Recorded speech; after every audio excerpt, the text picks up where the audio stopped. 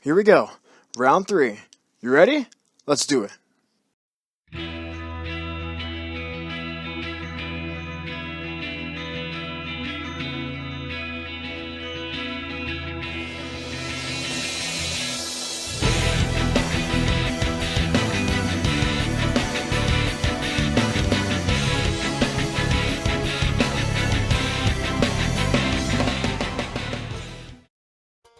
What is up, guys? My name is rksonic, and if that doesn't work for you, well, deal with it.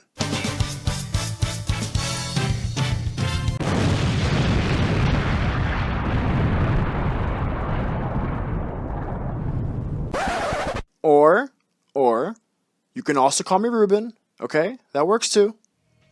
I appreciate you all for stopping by. So far, our journey of ranking Modern Sonic's main series gaming legacy has been interesting, to say the least. Last time we looked at Sonic Heroes and Sonic 06, so if you haven't yet, I challenge you to get through that video, because to be honest, I have no idea how I did. But let's cut this introduction short and get right on with the show, because today, I'm going to read you a story. 2 stories. And our first one takes place 1 year after Sonic 06.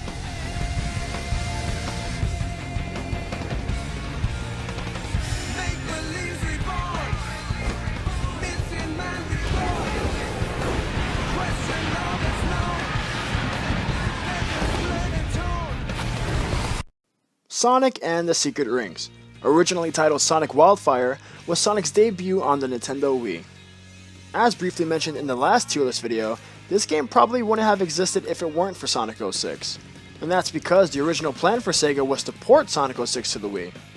But because the development alone on 06 was already a complete disaster, plans were shifted, and a new Sonic game exclusive to the Wii was born. That game being Sonic and the Secret Rings. If I'm being honest, I don't even know where to start with this game because it's just so different from all the other Sonic games. But I guess to start, let's briefly go over the story that this game presents to us. We begin our journey watching Sonic nap, probably in someone else's home. Why? Because Sonic is a dirty rotten freeloader who doesn't give 2 shits about another person's property. Trust me, I know. One time he showed up at my house, pimp slapped me across the face, ate all my food, and then pissed on my lawn while proceeding to say that my channel sucks. And then right before I told him off, he slapped me again, called me a fucking loser, kicked me in the and then ran off. It's just hard being a Sonic fan, man. Sorry, I'll save the stories for therapy.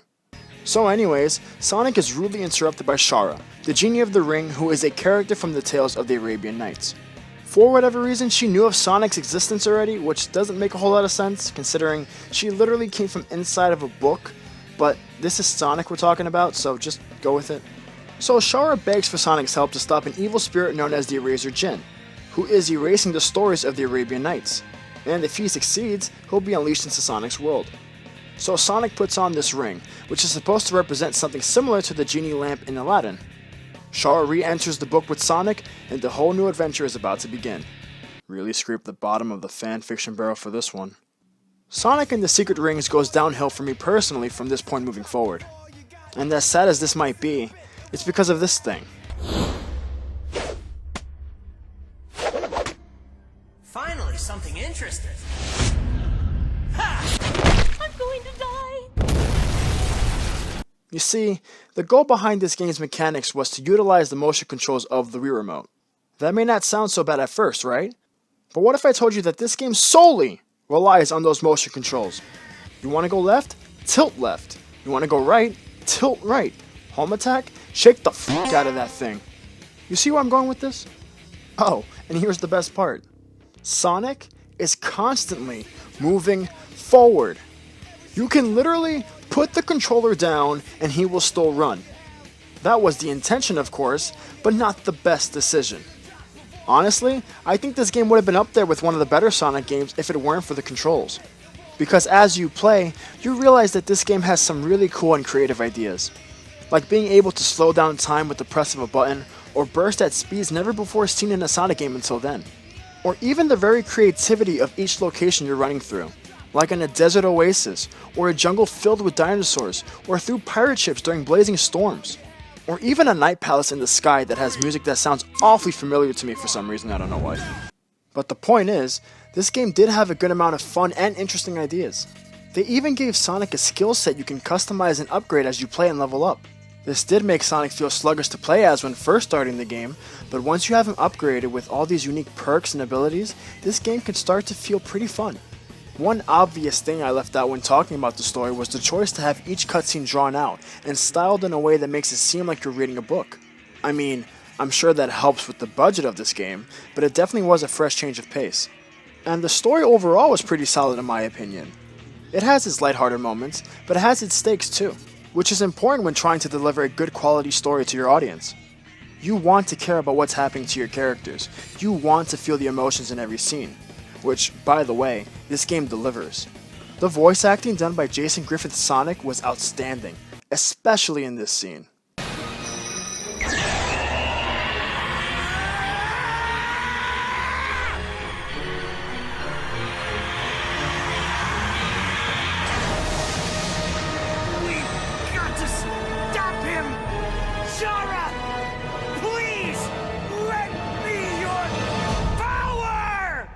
I mean, come on, that's like Dragon Ball levels of amazing.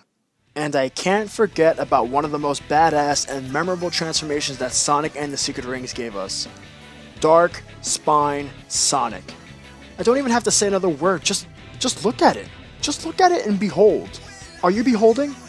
As we're going to see with Sonic and the Black Knight in just a moment, the Storybook Series was filled with so much creativity and emotion that can put some more recent Sonic games to shame.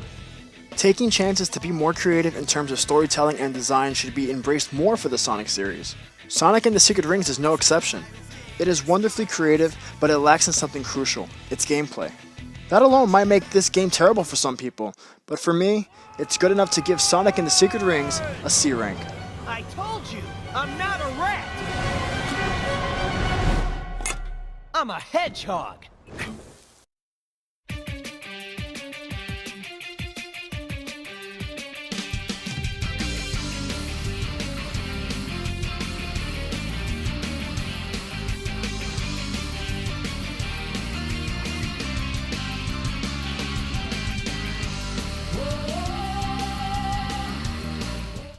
Sonic returned to the Wii 2 years after Sonic and the Secret Rings with a sequel titled Sonic and the Black Knight.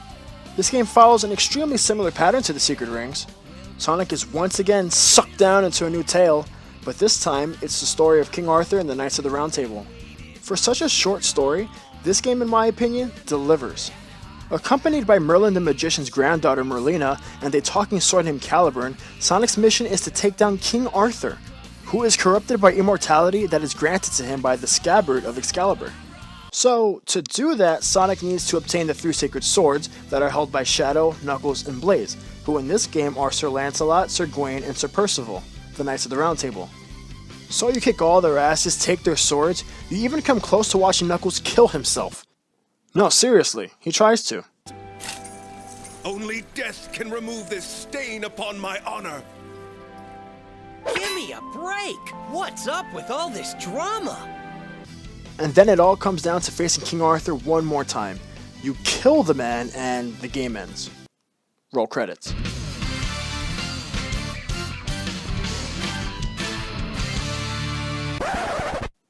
But then you learn it was all a lie and King Arthur was just an illusion and Merlina has been using you the whole time to get the scabbard and make the kingdom eternal. You get one of the best looking CGI Sonic cutscenes ever, and then you and the knights whose asses you kicked earlier help you lower her defenses so Sonic can take her down. So earlier I said that for a short story this game delivers, and a huge part of that is because of the final half of the game. Like who would have thought we would ever see concepts like plot twists and betrayal mixed with heart and role reversals in a Sonic game? Merlina, the one who brought Sonic here to save the day, ends up being the one to stab him in the back because she wants to live forever with the rest of the kingdom. Sonic openly admits and accepts that he is the bad guy here because he's trying to put an end to all of it. This game evolved Sonic's character in such a dramatic fashion, and I think many fans can praise it for that. You get the whole package. His never say die attitude, even when he's close to death because he knows he's got a job to do, or doing so much as telling Merlina that every world or life will someday have an end, and that's why we gotta live each day to the fullest in the time we're still here. These are the qualities of a Sonic game that need to be resurrected, because these moments are what make someone like me a Sonic fan. And I'm only going over the key moments.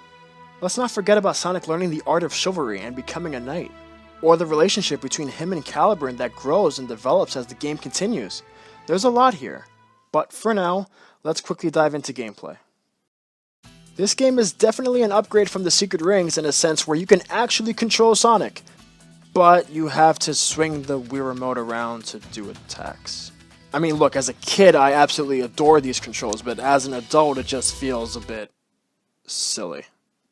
But on a positive note, to me, just about everything this game has to offer is a major step up from the first game.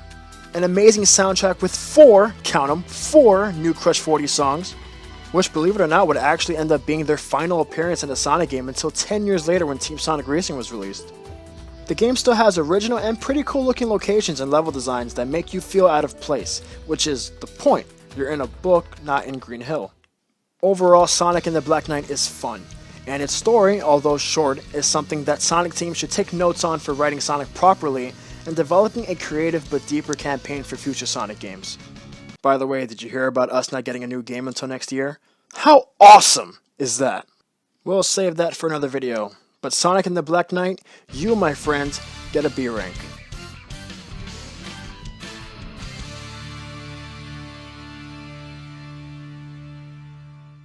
Well, more like a B+, but Sonic games don't give out pluses and minuses, so yeah, B. Well, that's another pair of Sonic games in my tier list down. I hope you've all enjoyed it so far, and if you haven't checked out part 1 and part 2, you should give it a watch. They were a lot of fun to make.